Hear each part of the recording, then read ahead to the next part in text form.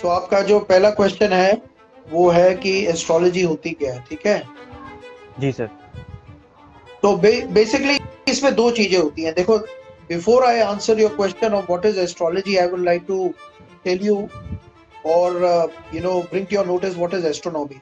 तो एस्ट्रोनॉमी जो है बेसिकली क्या है कि वी ऑल नो, सुबह हम देखते हैं सन देखते हैं, रात को हम मून देखते हैं। वी ऑल हेयर जी कि आज जुपिटर जो है यहाँ पे घूम रहा है, on this side, it's on the eastern side of the sun और the moon. these things keep coming in the news often. So this is all astronomy, basically the movement of the planets. Planets को हम अच्छी तरह जानते हैं। We also read in, जब हम school में थे हम पढ़ते थे एक बारे में कि जो प्लैनेट्स होते हैं वो कैसे इन्फ्लुएंस करते हैं, बेसिकली कैसे moon, if I remember correctly, my school teacher telling me about how जो मून होता है वो कैसे हमारे टाइड्स को, जो वेव्स होती हैं सी में, उसको कैसे इन्फ्लुएंस करते हैं। हाई टाइड आती है, लो टाइड्स आती हैं। फिर हमने जी इसकी स्टडी जो है बहुत हमने बहुत ऑब्जर्व करी है on animal behaviour, on plants.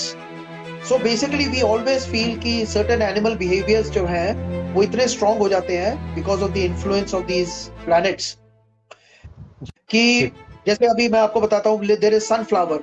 सो उसके अंदर सनफ्लावर आपने देखा है, वो उसके अंदर कोई जीपीएस सिस्टम नहीं है, बट वो क्या करता है कि जैसे सन, जिस डायरेक्शन में सन जाता है वो उसको फॉलो करता रहता है। तो ये हमें हाँ जी बताता है कि जो प्लैनेट्स हैं इनका एक बहुत स्ट्रांग इन्फ्लुएंस होता है।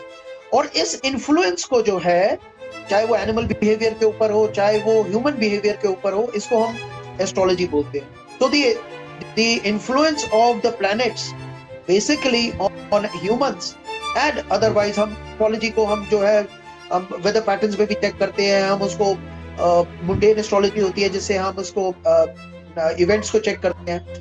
So various kind of, there is medical astrology, there is mundane astrology, then there is एक जनरल जो नेटल चार्ट है उसके ऊपर हम स्टडी करते हैं कि एक व्यक्ति का के ऊपर इन प्लैनेट्स का कितना इन्फ्लुएंस होता है। एस्ट्रोलॉजी, एक सिंपल टर्म्स अगर मैं बोलूं आपको, तो it is the influence of the planets on human being.